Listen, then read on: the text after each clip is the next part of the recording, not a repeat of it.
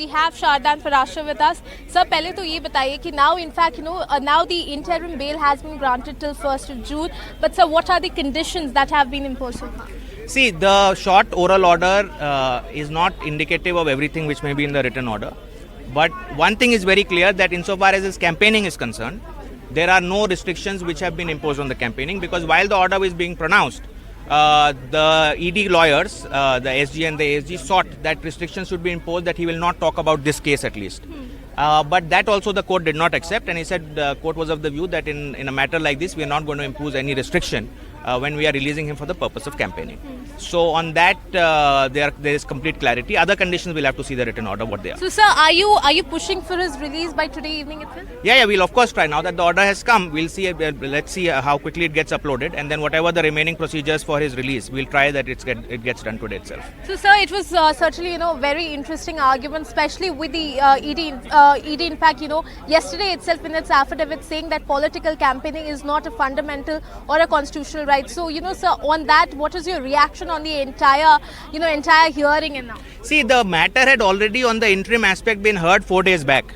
Correct? And in effect, although formally an order had not been reserved, the indication from the bench was that we'll pronounce an order on the next date.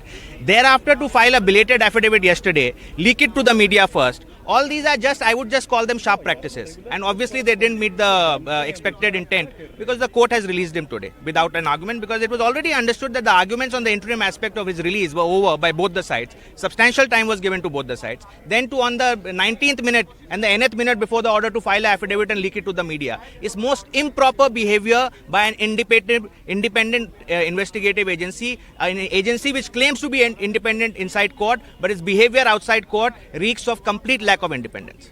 So my last question to you is, sir, is there any clarity, in fact, that now Arvind Kejriwal has got, interim bail till 1st of June, will he have to surrender on the 2nd of June? I think the order is that on 2nd he has to surrender. That's the order of the court. Thank you. So this was certainly, with Shardan Farashar, in fact, who is in fact saying that it was, over the affidavit, it was the last minute affidavit which had been submitted by the Enforcement Directorate, and here the Kejriwal's counsel certainly going on to say, this is the most improper behavior by an independent investigating agency. So certainly, in fact, attacking the ED over its affidavit that was submitted yesterday itself, but certainly saying, that now Arvind Kejriwal has been granted interim